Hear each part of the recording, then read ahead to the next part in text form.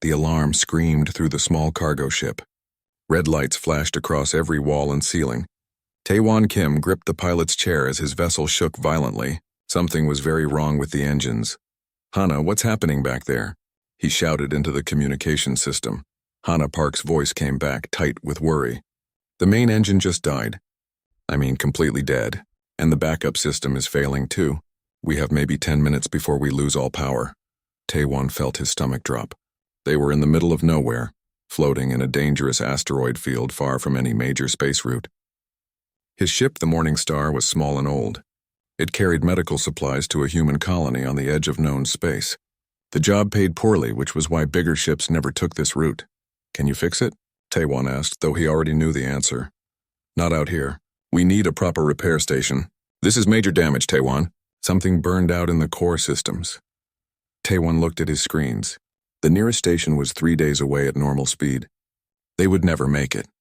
He pressed the button for the emergency distress signal. A simple message went out into space. "Human cargo vessel in distress.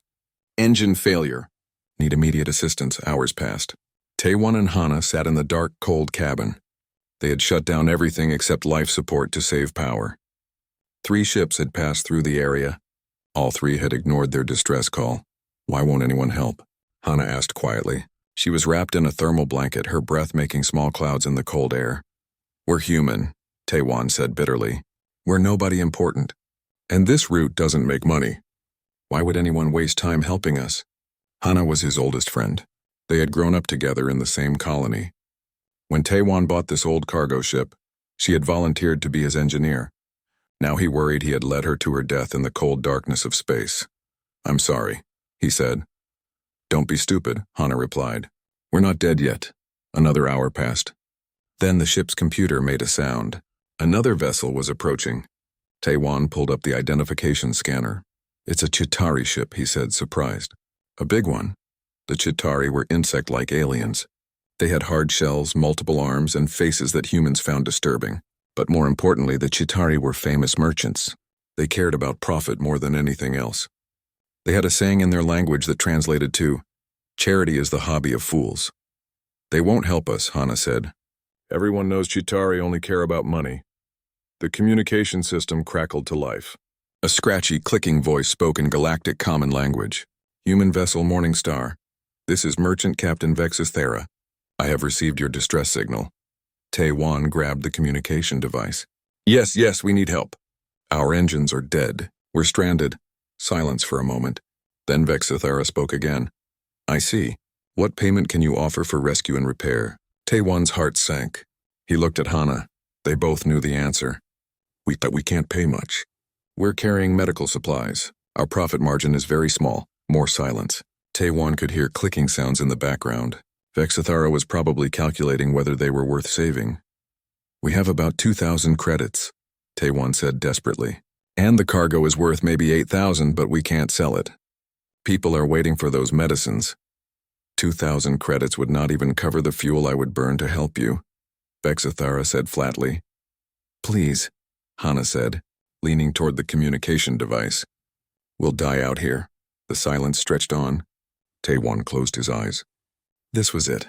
The Chitauri would leave them here just like the other ships had. Then Vexithara's voice came back. "I am doing something very stupid. Prepare your ship for towing. I will pull you to the nearest station." Taewon couldn't believe it. "What, really?" "But we can't pay." "I know what you can pay," Vexithara interrupted. "I am choosing to help anyway. Do not make me change my mind by talking more." Within an hour, the massive Chitauri vessel had attached heavy cables to the Morning Star. Taewon watched through the window as the alien ship slowly pulled them out of the asteroid field. It took 2 days to reach the nearest station. During those 2 days, Vexithara spoke to them only once to provide basic instructions. She seemed almost angry that she was helping them. At the station, Vexithara did something even more surprising.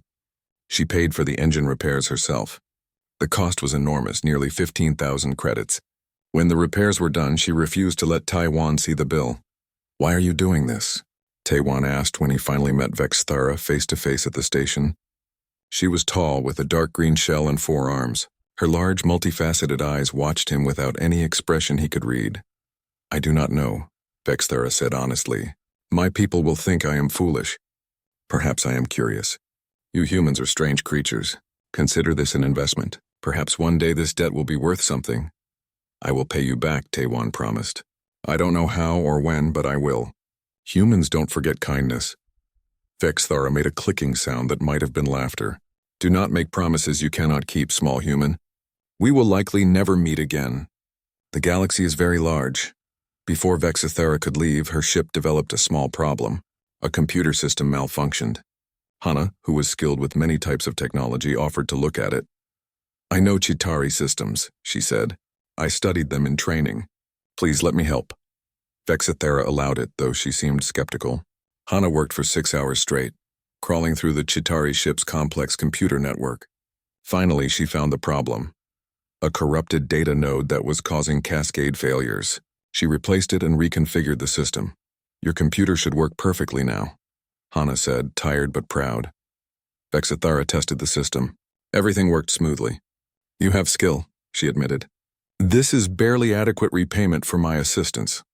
It wasn't really adequate repayment at all, and everyone knew it. But Taiwan understood what Vexthara was doing. She was giving them a way to feel less indebted. It was a kindness wrapped in harsh words. As Vexthara's ship prepared to leave, Taiwan stood at the station window and watched. Hana stood beside him. I meant what I said, Taiwan told her. I will repay her somehow, even if it takes my whole life. I know, Hana said. That's why I'll help you do it. They didn't know it then, but that moment would change the galaxy. Because humans remember. And when humans remember kindness, something remarkable happens. Taiwan pulled out his personal data recorder. He began to record everything about this day. The date, the location, Vexthara's name and ship identification, every detail he could remember. This story needed to be preserved. What are you doing? Hana asked. Making sure we never forget, Taiwan said simply. Making sure everyone knows what she did for us. The Morning Star left the station the next day, engines running smoothly. Taiwan delivered his medical supplies to the colony on time. But he carried something else with him now, a debt of honor, and a determination that one day, somehow, he would repay the Chitauri merchant who had saved his life. In the vast darkness of space, Vexthara's ship jumped to faster-than-light speed, heading toward her next business deal. She had already dismissed the incident from her mind. It was a minor loss, an uncharacteristic moment of weakness. She would be more careful in the future.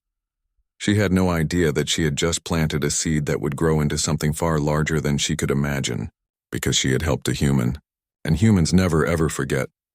20 years passed like water flowing through space. Taewon Kim was no longer a struggling cargo ship captain. He had worked hard, made smart decisions, and slowly built a reputation. Now he was a trade coordinator for the Terran Commerce Guild, helping organize shipments between human colonies and alien worlds. He had married Ji-Won Choi, a brilliant woman who worked as a human ambassador. They had a comfortable life on Earth, in a small apartment overlooking the ocean. But Taewon kept one thing from his old life in a special place on his desk. A data file containing every detail about the day Vexthara saved him. You still check on her? Ji-Won asked one evening. She had found Taiwan at his computer looking at public trade records. Once a month, Taewon admitted. I track her career. She's done very well. She's now one of the senior trade council members for the Chitauri Collective. Ji-Won sat beside him. She knew this story well. Taewon had told it to her on their first date. 20 years and you're still watching. I made a promise, Taewon said simply. I told her I would repay the debt.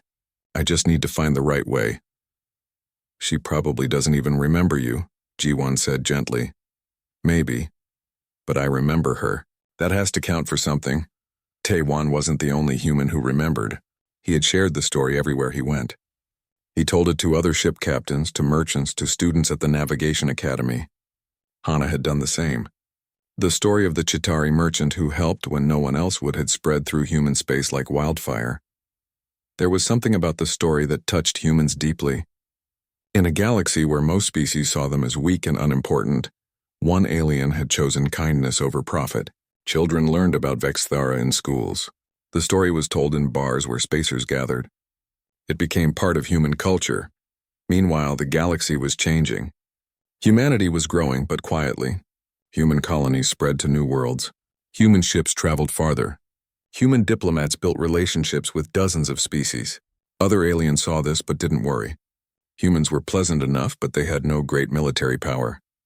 They weren't economically dominant like the Chitauri. They weren't feared like the Krell Empire. But the Chitauri collective was facing a serious problem. A species called the Vryn had been causing trouble for years. The Vryn were aggressive and militaristic. They had powerful ships and strong alliances with other major powers in the galaxy. The Vryn had decided that the Chitauri collective controlled too much trade.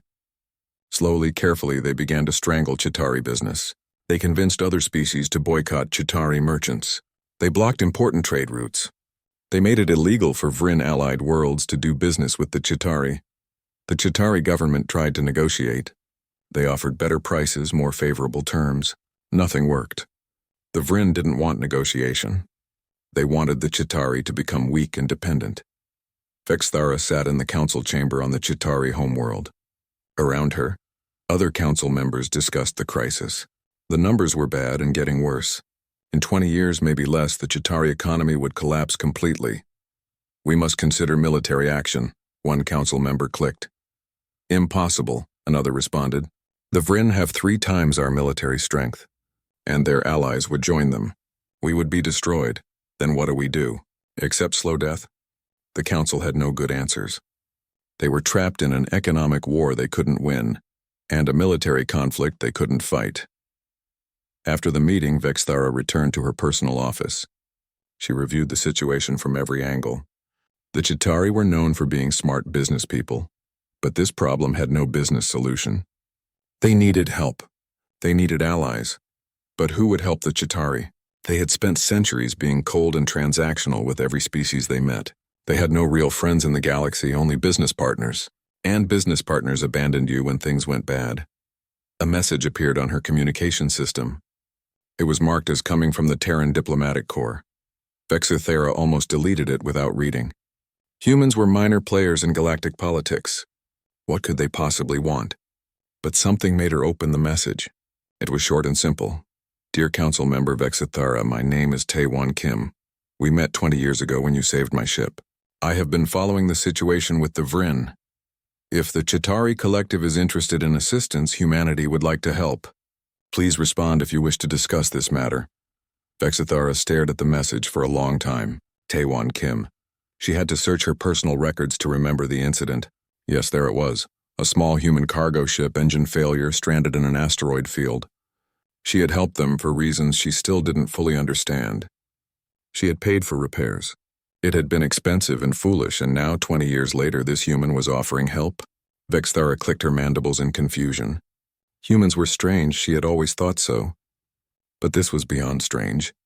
That incident had been minor. She had barely thought about it since. Why would this human remember after 2 decades? She checked the human's current position. He was indeed a senior diplomat now. Not unimportant. But still, humanity was not a major power. What help could they possibly offer against the Vryn? Curiosity 1. Vexthara composed a reply. I remember the incident. I am surprised you do. What assistance do you believe humanity can provide? The response came within hours. We would like to send a delegation to discuss options. We believe we can help with your Vryn problem. We ask only that you hear us out. Vexthara brought the message to the council. Most members were skeptical. Humans? What can they do? They have no military strength. This is a waste of time, but the council was desperate. They agreed to receive the human delegation. If nothing else, it might provide information about human capabilities for future reference. 3 weeks later, Vexthara waited at the main spaceport on the Chitauri homeworld. A human diplomatic ship landed. It was a nice ship, well-maintained but not impressive by galactic standards. Taewon Kim walked down the ramp. He was older now, with gray in his hair. Beside him walked a human woman who carried herself with confidence, Ji-won Choi, his wife, and a senior ambassador. Behind them came several other humans in diplomatic uniforms. Taewon stopped in front of Vexthara. He gave a small bow, a human gesture of respect. Council Member Vexthara, thank you for agreeing to meet with us. I confess I am curious, Vexthara said. 20 years is a long time to remember such a small incident. It wasn't small to me, Taewon said simply. You saved my life and my friend's life. You paid for repairs when you didn't have to. In human culture, that kind of kindness is never forgotten. Jiwon stepped forward. Council member, we know about the Vryn situation. We believe humanity can help. Vexithara led them to a private conference room. When they were seated, she got directly to the point. Speak honestly. What can humanity possibly do against the Vryn? You have a small military. You are not economically powerful. I appreciate that you remember an old favor, but sentiment does not win conflicts. Taewon and Jiwon exchanged a glance. Then Taewon leaned forward. You're right. We can't fight the Vryn militarily. We're not strong enough, but we can do something else. We can organize, and organize what? Vexthara asked. Everyone the Vryn have hurt, Jiwon said. The Vryn aren't just targeting you. They've been bullying dozens of smaller species for years. They've been building an economic empire through intimidation. Every species they've threatened, every world they've blockaded, every merchant they've harassed, those are all potential allies. Those species are all weak individually, Vexthara pointed out. Together they are still weak. Maybe, Taewon said. But we humans have learned something in our history. Sometimes the small and weak, when they work together, can stand up to the big and strong. We want to help build that coalition, and we want the Chitauri to be part of it. Vexithara was silent. It was an interesting idea, but it seemed impossible. Why would these species trust each other? Why would they trust you? Because humans are very good at building trust, Jiwon said. We've spent the last 20 years building relationships across the galaxy. We've helped when we could. We've been fair in our dealings. We've made friends. And because, Taewon added quietly, everyone knows the story of the Chitauri merchant who saved 2 humans 20 years ago. That story has spread everywhere in human space. It's taught in our schools. Our children know your name, Vexthara. When we tell other species that we're helping you, they'll understand. They'll know that humans repay their debts. Vexithara felt something she rarely experienced, genuine surprise. You have told this story? For 20 years? Everyone has told it, Taewon said. It's part of who we are now. For the first time, Vexithara began to understand something important about humans. They were strange creatures indeed. The Chitauri council chamber was filled with clicking and agitated movements. Vexithara had just presented the human offer to the other council members. The response was not positive. This is absurd, Council Member Rixton declared. We should accept help from humans based on a 20-year-old favor. This is emotional thinking, not business logic. What other options do we have? Vexithara asked. The Vryn are destroying us slowly. Our economic models show complete collapse within 2 decades. No other major power will help us. Because helping us means opposing the Vryn, another council member added. The Vryn are too powerful. Any species that helps us becomes their enemy too. Exactly my point, Vexithara said. The humans are offering to help despite this risk. Should we not at least explore what they can do? The debate continued for hours. Finally, the council agreed to send Vexithara to Earth as their official representative. She would negotiate with the humans and report back. But the council made it clear they expected the price for human help to be very high. Meanwhile, on Earth, Taewon faced his own difficult meeting. The Terran Council, the governing body for all human space, was not convinced. Let me understand this clearly, Counselor Park said. She was an older woman with sharp eyes. You want humanity to risk antagonizing the Vryn and their allies to help the Chitauri, a species that has never been particularly friendly to us. Yes, Taewon said simply. Based on the fact that one Chitauri helped you personally 2 decades ago? Yes. Another counselor shook his head. Taewon, we respect your service.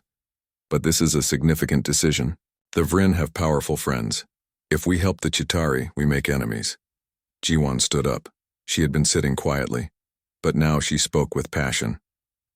With respect, Council, I think we're missing something important here. This isn't just about one favor. This is about who we are as humans. The council members turned their attention to her. Jiwon continued.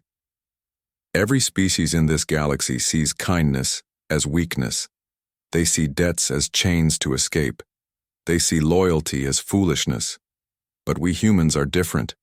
We remember when someone helps us. We value those who show mercy, and we repay our debts.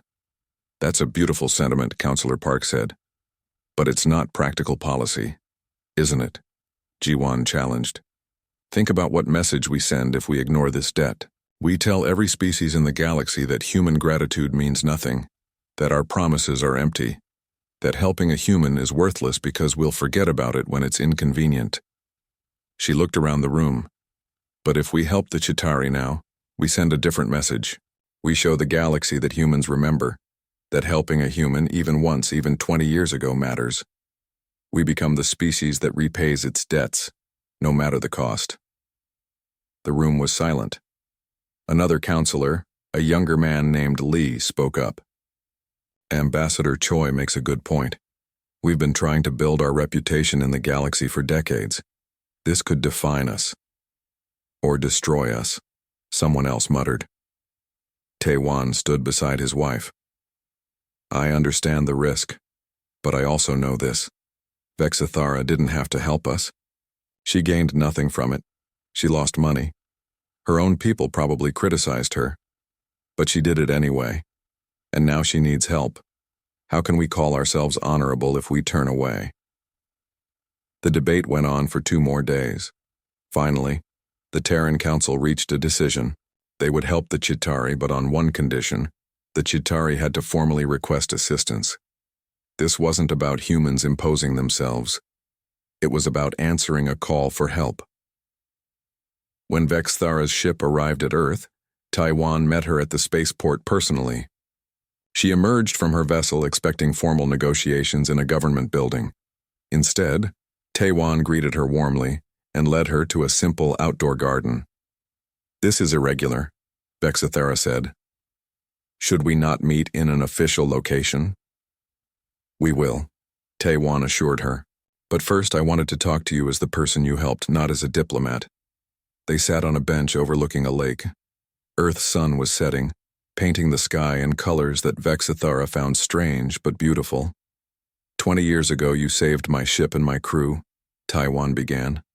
You said it was an investment. You said maybe one day the debt would be worth something.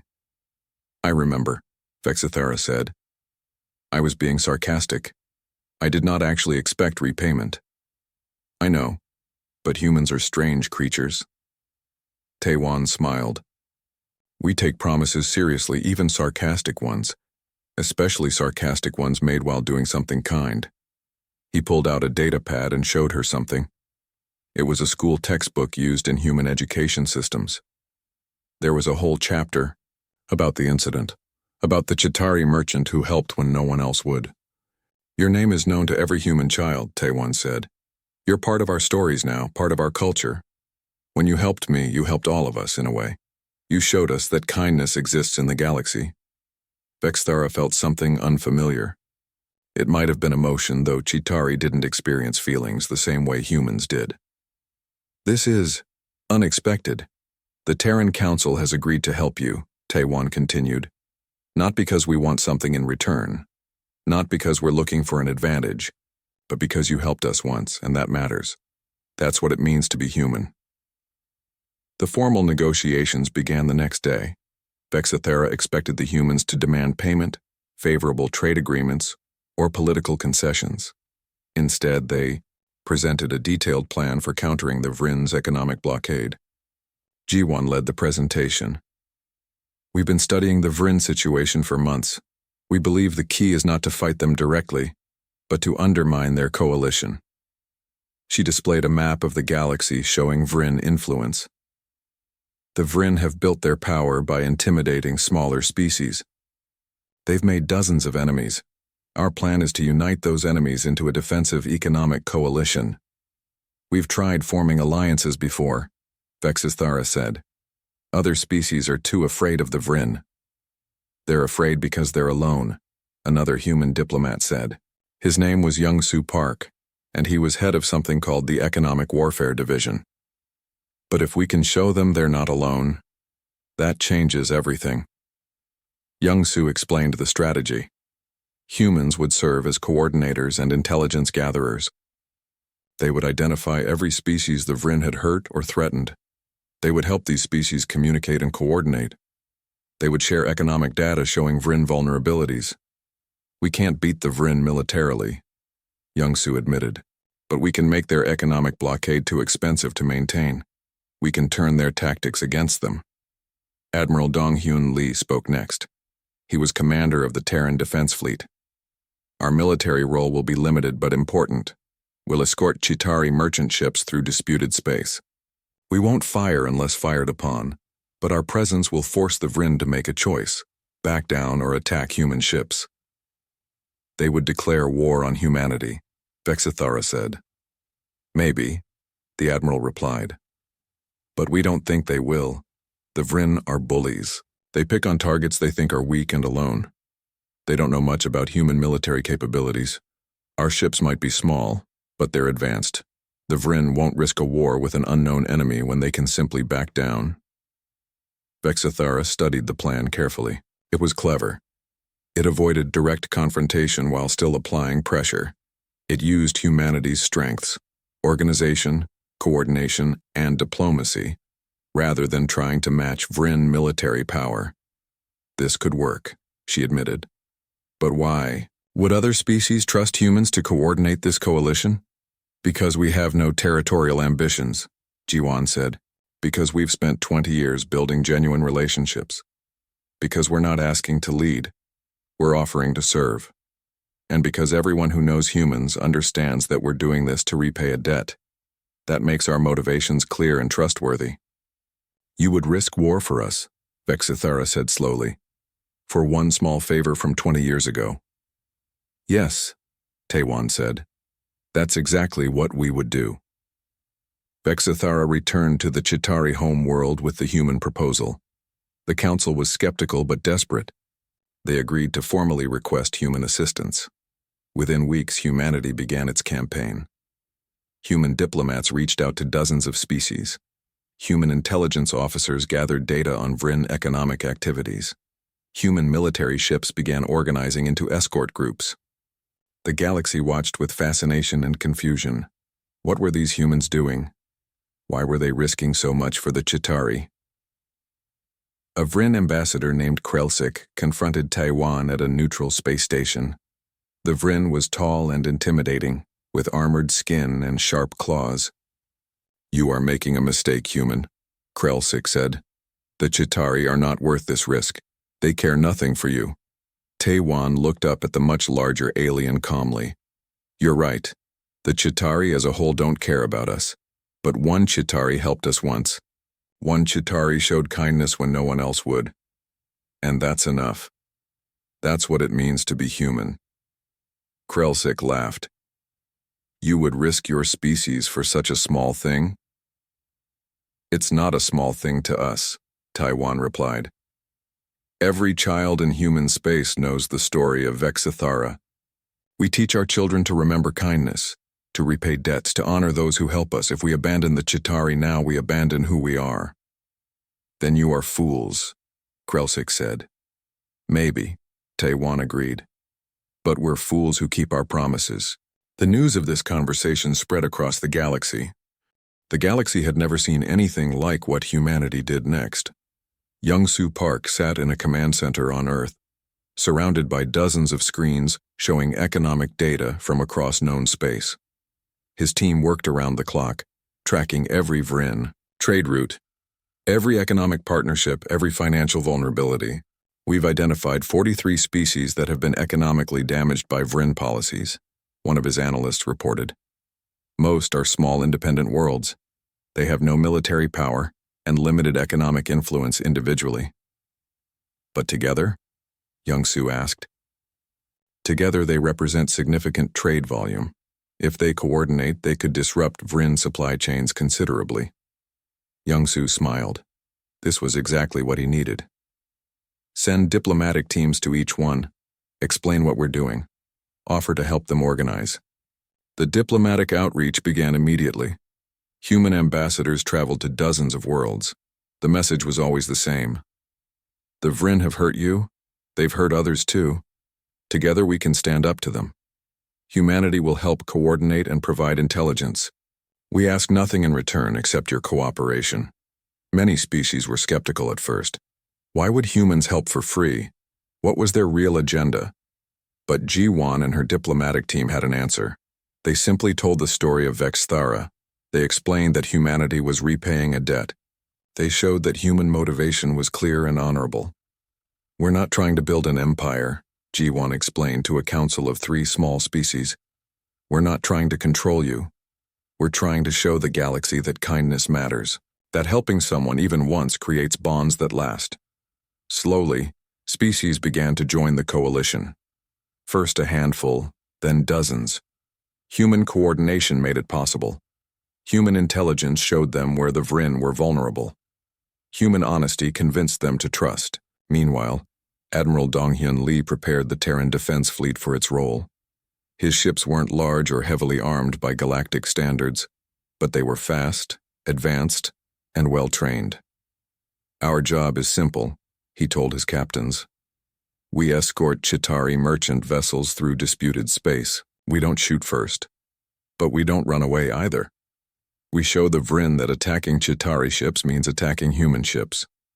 The first test came 3 weeks after the operation began. A Chitauri cargo vessel was traveling through a system the Vryn claimed to control. 3 Vryn warships moved to intercept. Then 5 human ships appeared. They took up position around the Chitauri vessel. The lead human ship broadcast a simple message. "This vessel is under Terran protection. Any attack on it will be considered an attack on humanity." The Vryn ships circled, their weapons powered but not firing. For 10 tense minutes, both sides waited. Finally, the Vryn ships withdrew. It happened again, and again. Each time, human ships appeared to protect Chitauri merchants. Each time, the Vryn backed down rather than risk war with an unknown enemy. The Vryn leadership was furious but confused. Who were these humans? Why were they so committed to protecting the Chitauri? And more importantly, what were their military capabilities? Vryn intelligence tried to find out, but human military technology was surprisingly difficult to understand. Humans had developed some innovations that other species had overlooked. Their ships were small but sophisticated. Their weapon systems were unusual. Their defensive capabilities were better than expected. The Vryn realized they didn't know enough to risk a direct conflict. But the real damage came from Youngsu's economic campaign. It was brilliant and brutal in its simplicity. Human analysts had discovered something important. The Vryn economy depended on certain key resources from specific systems. They had built their entire strategy around controlling these resources and their trade routes. Youngsu organized the coalition to target these dependencies. Species that produced these resources suddenly refused to trade with Vryn partners. Alternative trade routes opened up, bypassing Vryn-controlled space. Prices shifted, markets moved. The Vryn tried to respond with force, but their military was spread thin, protecting their existing holdings. Every time they concentrated forces in one area, problems emerged elsewhere. And everywhere they turned, they found humans, not fighting, but coordinating. Humans shared intelligence with coalition members. Humans helped negotiate new trade agreements. Humans provided economic analysis that showed exactly where the Vryn were vulnerable. A woman named Su Jin Kang, a human intelligence officer, became particularly important.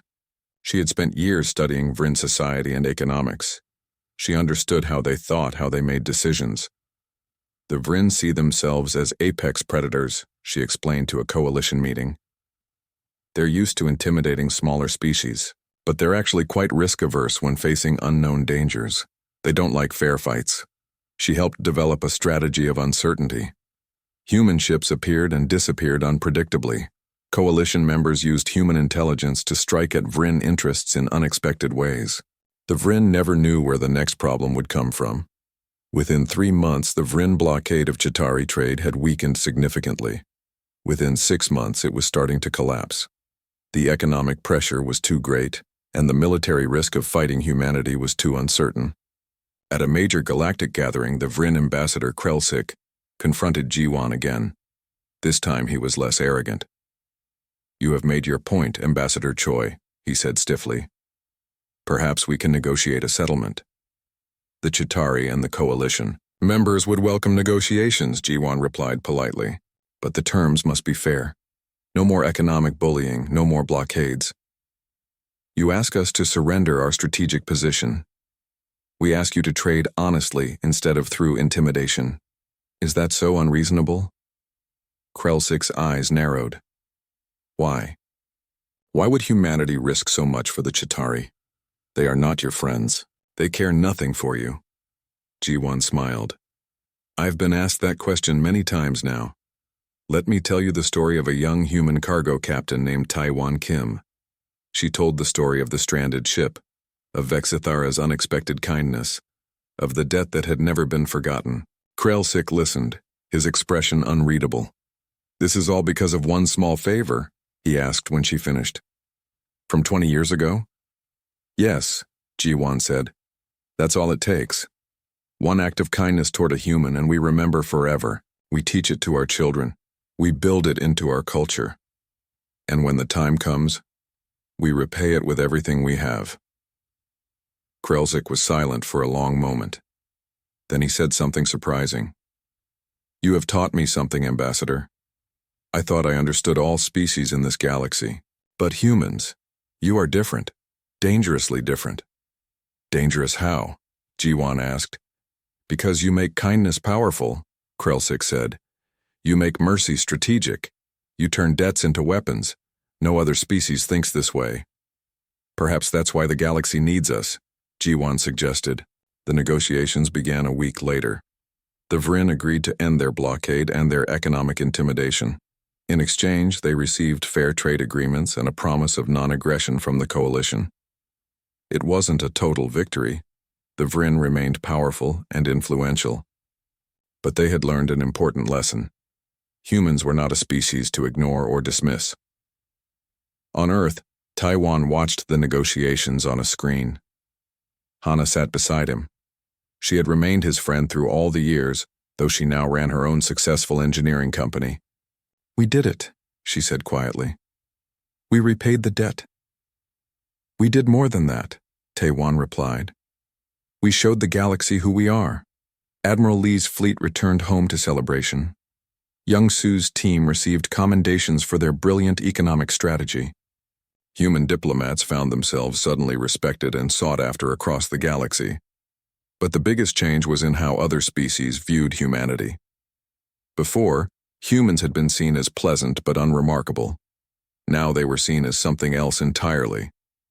A species that remembered, a species that repaid its debts, a species that valued kindness and loyalty above immediate gain. Other species began to recalculate their relationships with humanity. If one act of kindness could trigger such a massive response, what else might humans do? What other debts were they tracking? Who else had helped a human somewhere sometime and didn't know they had created a bond that would last forever? On the Chitauri homeworld, Vexithara attended a ceremony in her honor. The Chitauri government, which had once criticized her for her foolish charity, now praised her for her strategic investment in human relations. She found this deeply amusing. She had helped those humans 20 years ago on impulse, maybe even against her better judgment. And that impulse had saved her entire civilization. A young Chitauri approached her after the ceremony. Council Member Vexithara, I have a question. The humans say they repaid your kindness. But surely they did much more than what you did for them. You paid for some repairs. They organized an entire galactic coalition. Is this not disproportionate? Vexithara clicked her mandibles thoughtfully. I think humans see it differently. To them, it's not about exact value. It's about the principle. I helped when no one else would. I showed them kindness in their moment of need. That to humans is priceless. But why? Because, Vexithara said slowly, understanding something profound. Humans are the only species in the galaxy who truly understand that small acts of kindness can echo across the cosmos. The Vryn blockade collapsed completely within 1 year. The economic coalition that humanity had organized proved too strong to overcome. The Vryn signed a treaty promising fair trade practices and agreeing to respect the sovereignty of smaller species. But the real story wasn't about the Vryn's defeat. It was about what happened next. Species from across the galaxy began to look at their past interactions with humans differently. A merchant from a species called the Trell, suddenly remembered a human trader who had helped her 10 years ago when her ship had broken down. She had forgotten about it. Now she wondered, had that human told the story? Did other humans know? What did it mean? She sent a message to human space asking if anyone remembered the incident. Within days, she received a response. Not only did humans remember, but the story had been recorded in something they called the Kindness Archive, a vast database where humans tracked every act of kindness they had received from other species. The trail merchant's story was there, complete with details. The human who had been helped was now a senior logistics coordinator. He sent her a personal message.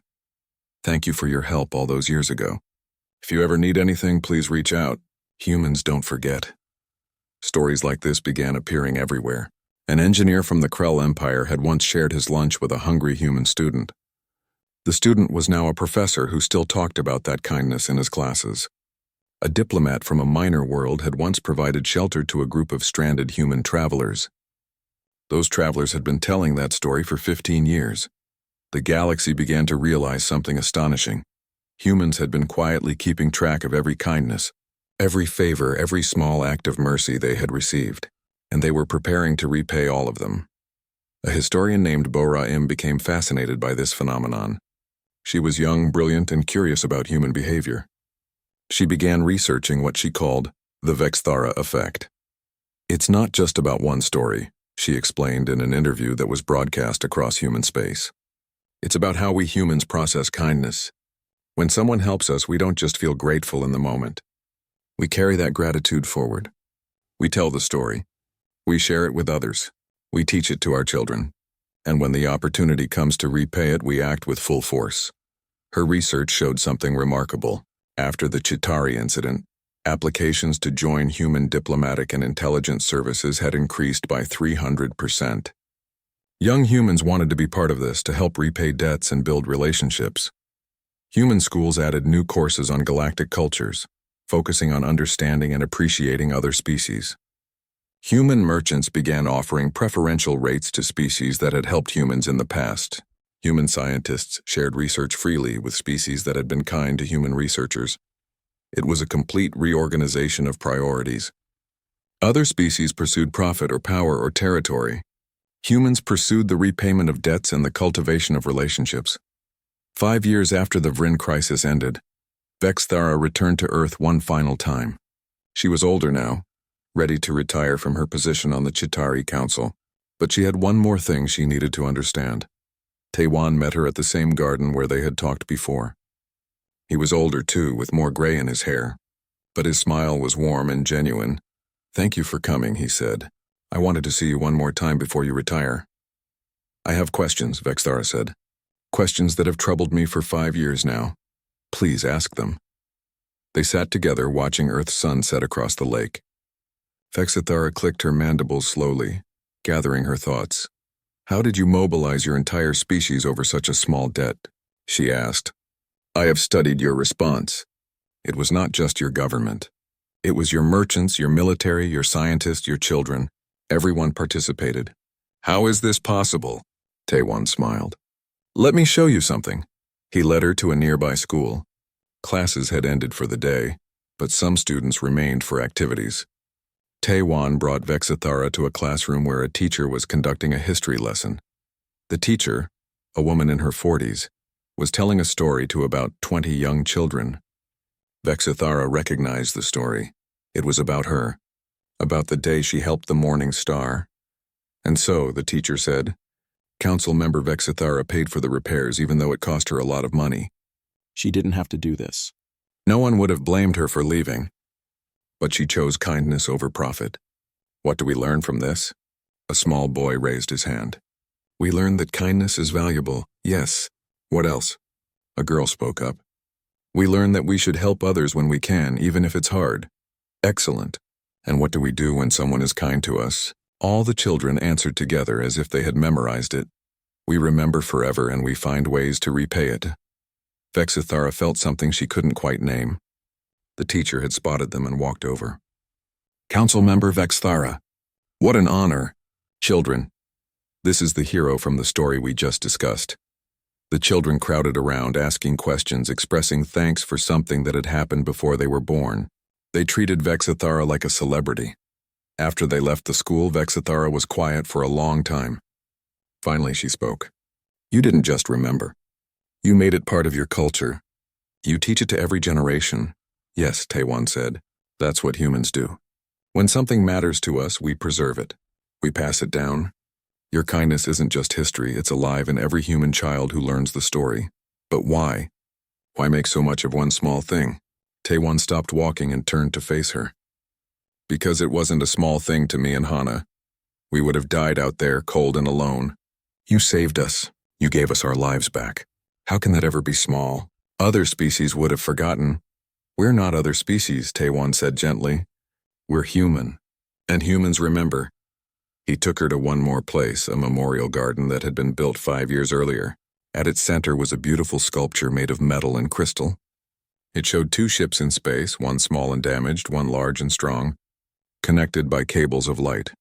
A plaque beneath it read, "In honor of Council Member Vexthara of the Chitari Collective, who taught humanity that kindness can cross the stars.